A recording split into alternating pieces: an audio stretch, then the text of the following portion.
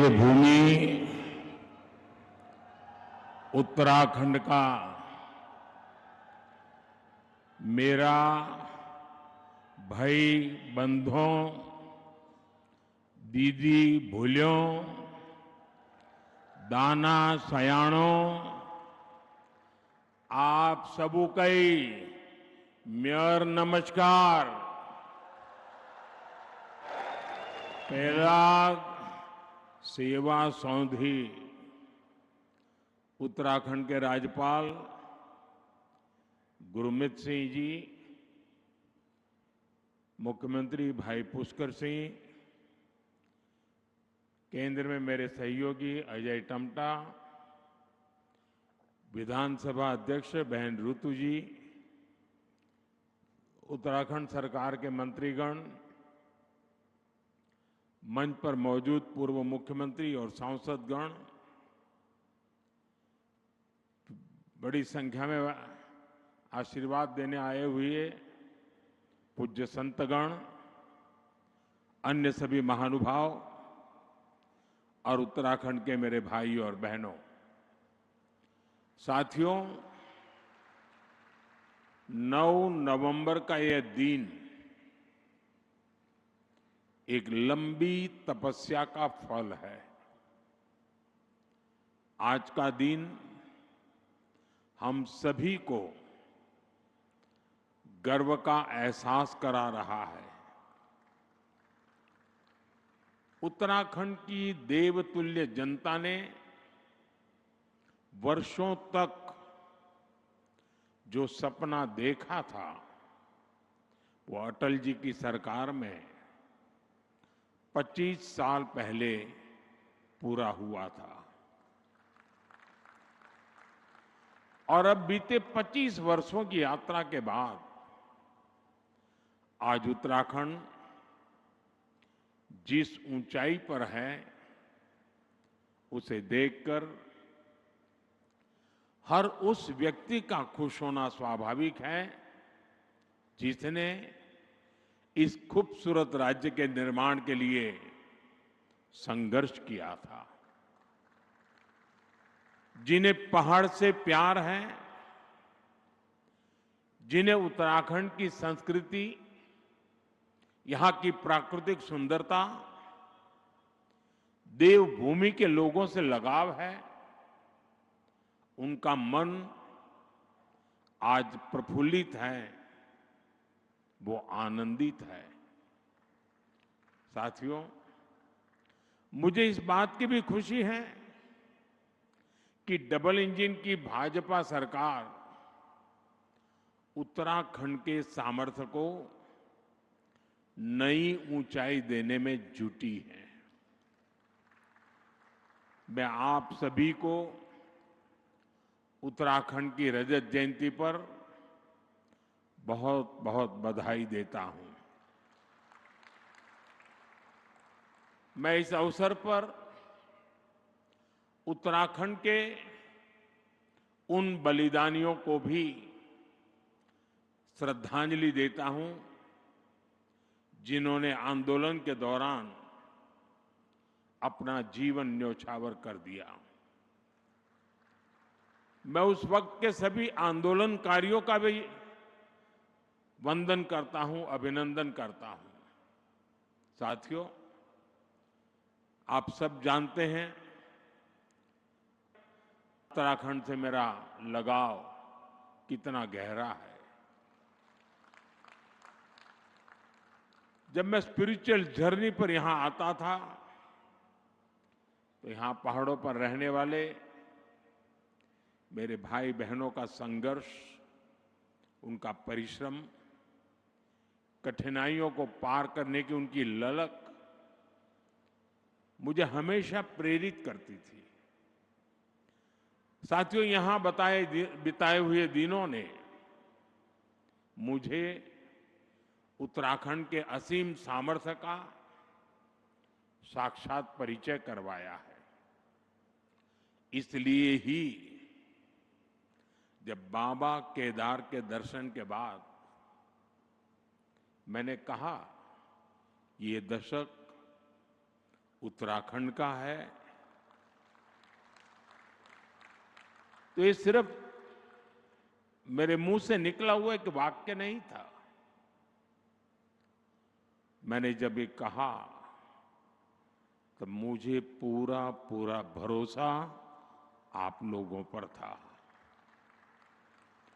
आज जब उत्तराखंड अपने 25 वर्ष पूरे कर रहा है, तो मेरा ये विश्वास और दृढ़ हो गया है कि उत्तराखंड के उत्कर्ष का कालखंड है।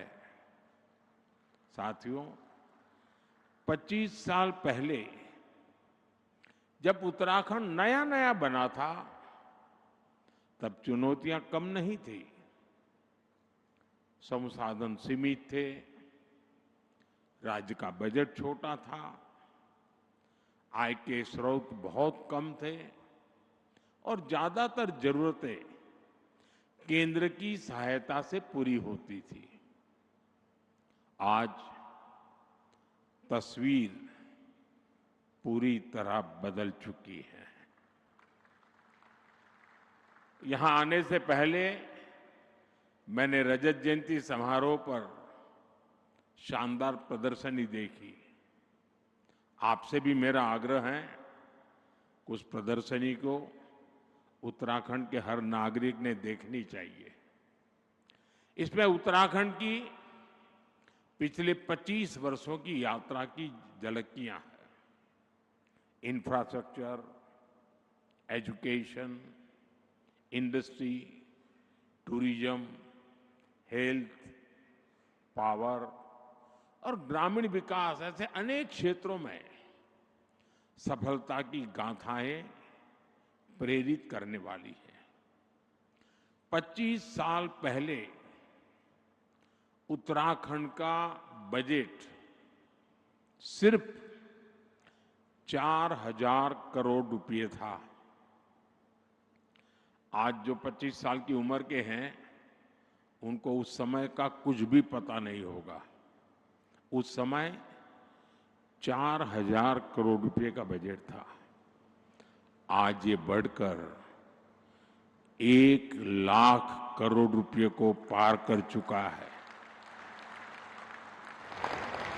25 साल में उत्तराखंड में बिजली उत्पादन 4 गुना ज्यादा हो गया है।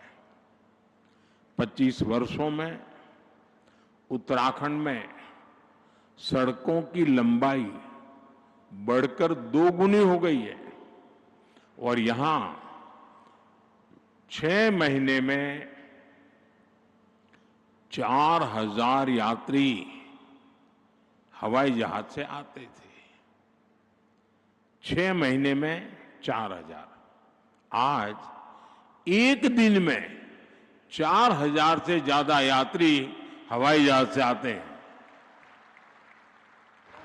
साथियों, इन 25 सालों में इंजीनियरिंग कॉलेजों की संख्या 10 गुना से ज्यादा बढ़ी है। पहले यहां सिर्फ एक मेडिकल कॉलेज था, आज यहां 10 मेडिकल कॉलेज है। 25 साल पहले वैक्सीन कवरेज का दायरा सिर्फ 25% भी नहीं था। 75% से ज्यादा लोग बिना वैक्सीन की जिंदगी शुरू करते थे। आज उत्तराखंड का करीब करीब हर गांव वैक्सीन कवरेज के दायरे में आ गया है। यानी जीवन के हर आयाम में उत्तराखंड ने काफी प्रगति की है। विकास की ये यात्रा अद्भुत रही है।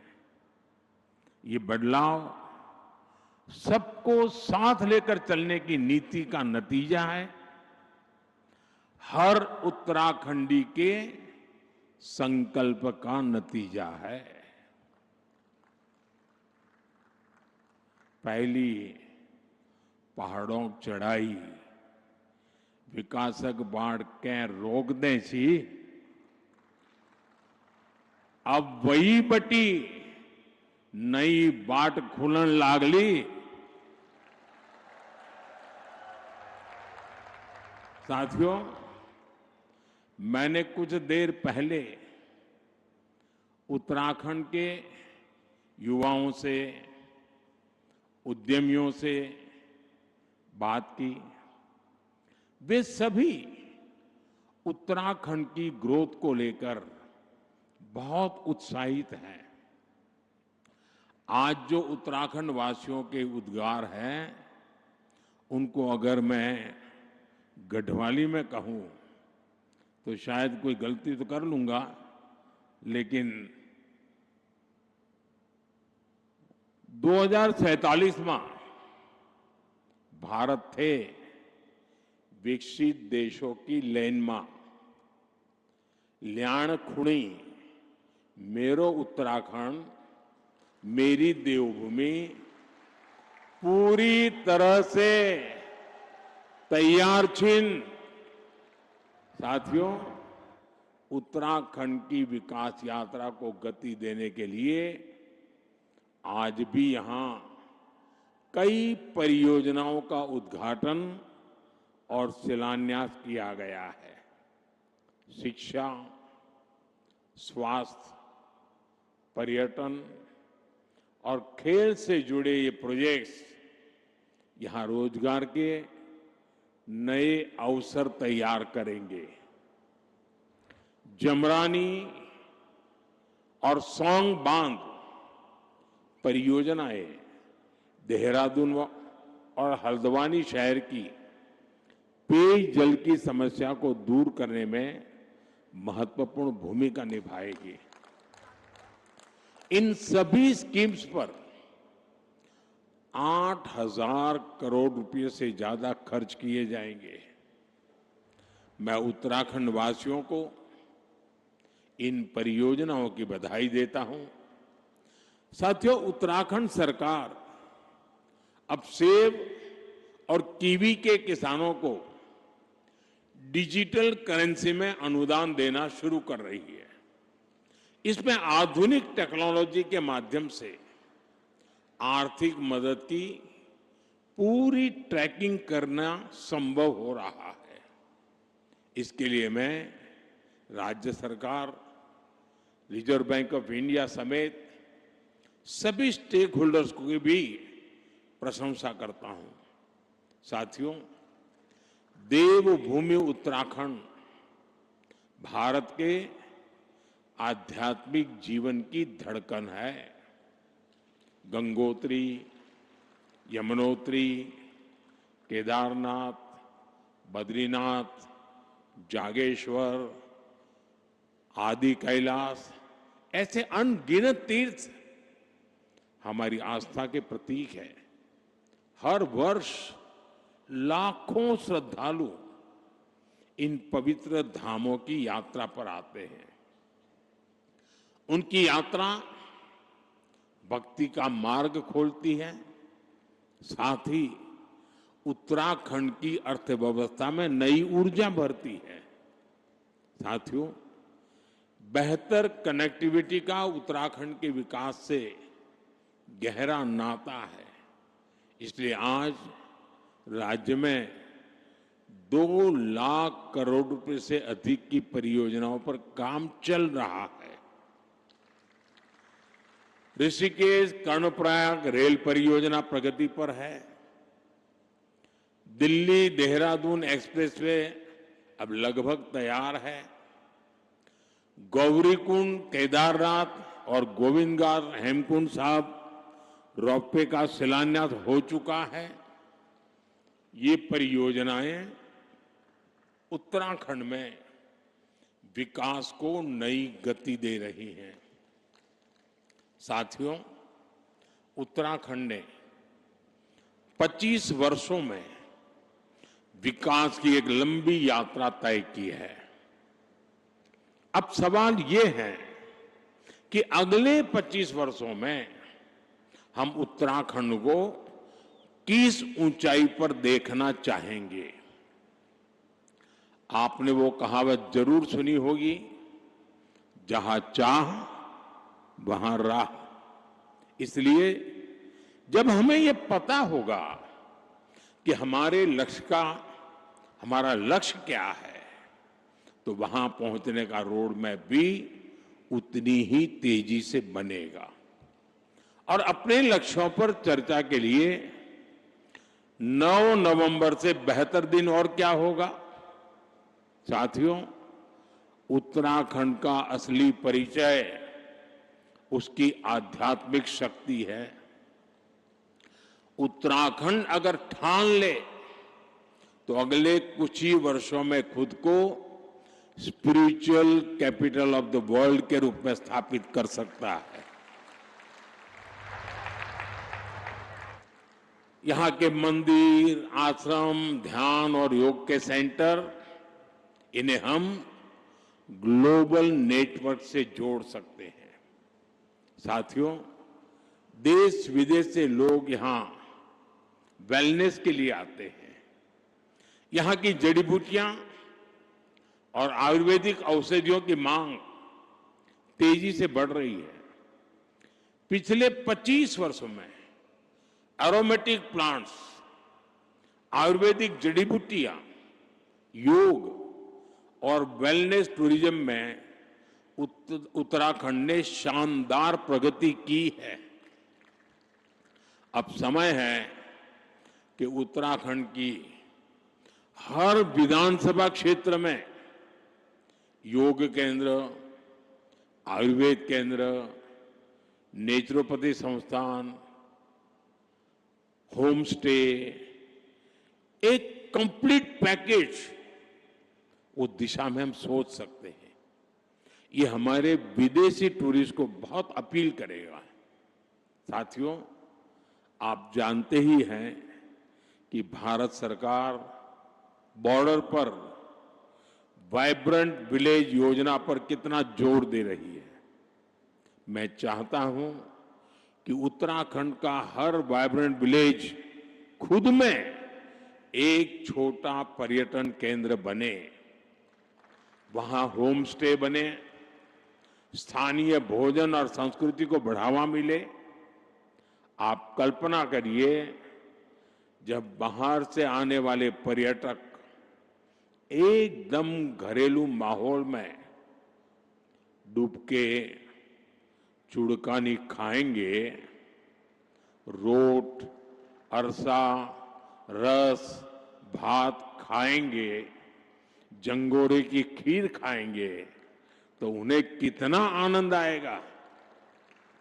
यही आनंद उन्हें दूसरी बार, तीसरी बार उत्तराखंड वापस लेकर आएगा। साथियों, अब हमें उत्तराखंड में छुपी हुई संभावनाओं के विस्तार पर फोकस करने की आवश्यकता है। यहां हरेला, फुलदेई, भिटौली जैसे त्योहारों का हिस्सा बनने के बाद पर्यटक उस अनुभव को हमेशा याद रखते हैं। यहां के मेले भी उतने ही जीवंत हैं। नंदा देवी का मेला, जौलजीबी मेला, बागेश्वर का उत्तरायणी मेला, देवी धुरा का मेला, श्रावणी मेला और बटर फेस्टिवल, इनमें उत्तराखंड की आत्मा बसती है। यहां के स्थानीय मेलों और पर्वों को वर्ल्ड मैप पर लाने के लिए वन डिस्ट्रिक्ट वन फेस्टिवल, अर्थात एक जिला एक मेला जैसा कोई अभियान चलाया जा सकता है। साथियों, उत्तराखंड के सभी पहाड़ी जिले फलों के उत्पादन में काफी पोटेंशियल रखते हैं। हमें पहाड़ी जिलों को हॉर्टिकल्चर सेंटर बनाने पर फोकस करना चाहिए। ब्लूबेरी, कीवी, हर्बल और मेडिसिनल प्लांट्स, ये भविष्य की खेती है। उत्तराखंड में फूड प्रोसेसिंग, हस्तशिल्प, ऑर्गेनिक प्रोडक्ट्स, इन सब के लिए एमएसएमई को नए सिरे से सशक्त किए जाने की जरूरत है। साथियों, उत्तराखंड में 12 महीने पर्यटन की संभावनाएं हमेशा से रही है।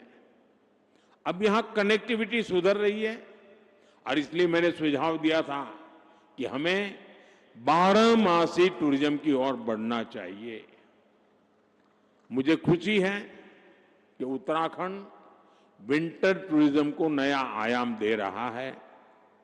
मुझे अभी जो जानकारियां मिली वो उत्साह बढ़ाने वाली है। सर्दियों में आने वाले पर्यटकों की संख्या में तेज बढ़ोतरी हुई है।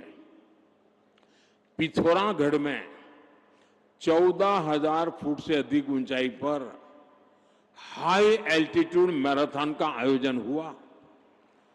आदि कैलाश परिक्रमा रन भी देश के लिए प्रेरणा बनी है। 3 वर्ष पहले आदि कैलाश यात्रा में 2,000 से भी कम श्रद्धालु आते थे। अब ये संख्या 30,000 से अधिक हो चुकी है।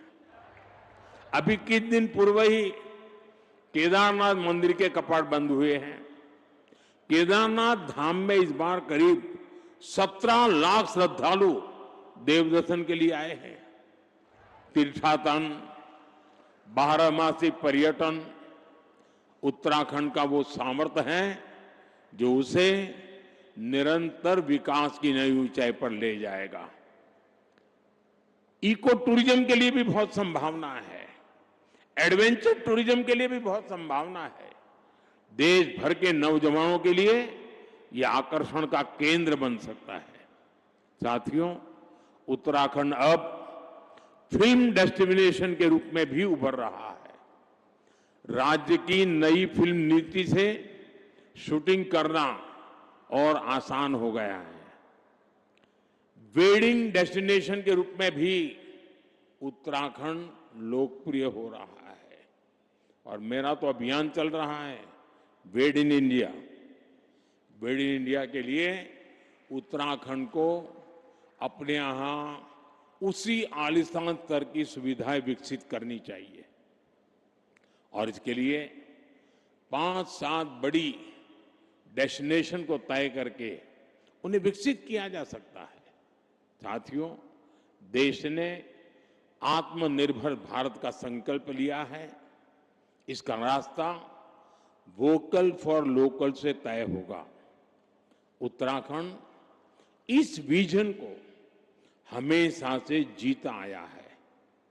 स्थानीय उत्पाद से लगाव, उनका उपयोग, उनको अपने जीवन का हिस्सा बना लेना, ये यहां की परंपरा का अभिन्न हिस्सा है। मुझे खुशी है कि उत्तराखंड सरकार ने वोकल फॉर लोकल अभियान को तेज गति दी है। इस अभियान के बाद उत्तराखंड के 15 कृषि उत्पादों को जीआई टैग मिला है।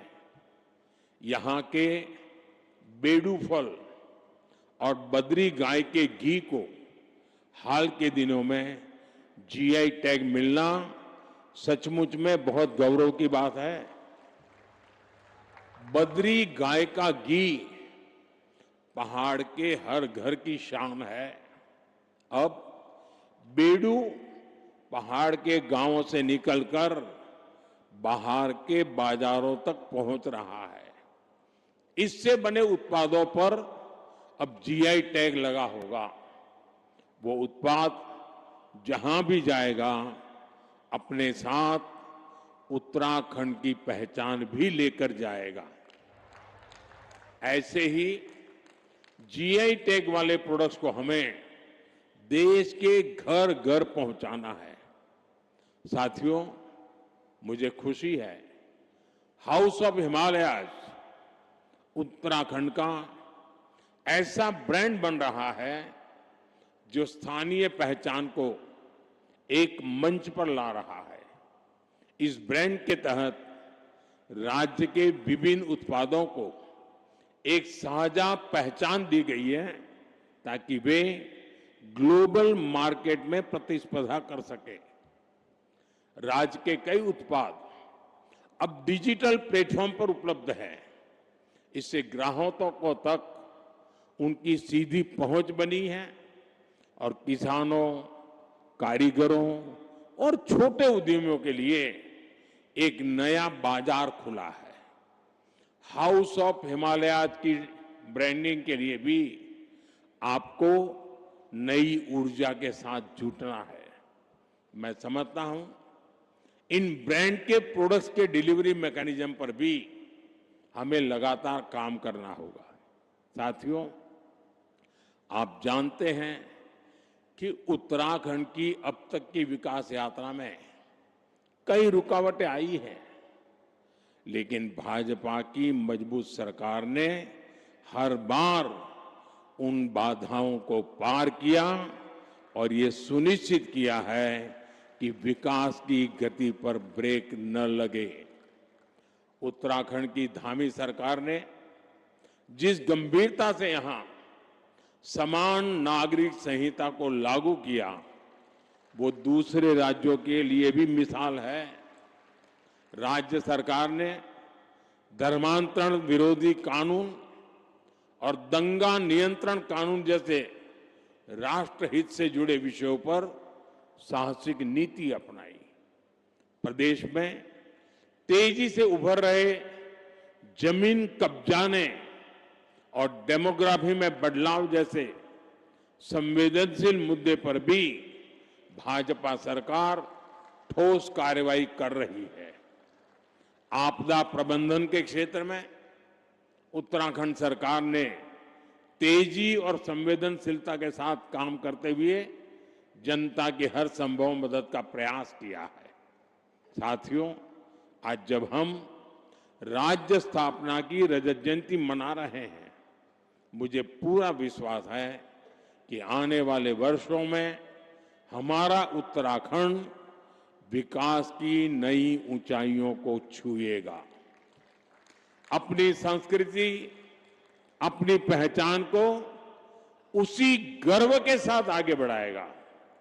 मैं एक बार फिर उत्तराखंड के सभी निवासियों को रजत जयंती समारोह की हार्दिक शुभकामनाएं देता हूं और मैं आपसे अपेक्षा करता हूं कि अभी से 25 साल के बाद जब देश आजादी के 100 साल मनाता होगा, तब उत्तराखंड किस ऊंचाई पर होगा, ये लक्ष्य अभी से तय कर लेना चाहिए, रास्ता चुन लेना चाहिए और इंतजार किए बिना चल पड़ना चाहिए। मैं आपको ये भी भरोसा देता हूं कि भारत सरकार हमेशा उत्तराखंड सरकार के साथ खड़ी है। आपको हर कदम पर सहयोग देने को हम तत्पर हैं। मैं उत्तराखंड के हर परिवार, हर नागरिक के सुख, समृद्धि और उज्जवल भविष्य की कामना करता हूं। आप सबका बहुत बहुत धन्यवाद। भारत माता की, भारत माता की। वंदे मातरम का 150वां वर्ष है। मेरे साथ बोले वंदे वंदे वंदे वंदे वंदे वंदे वंदे वंदे वंदे। बहुत बहुत धन्यवाद।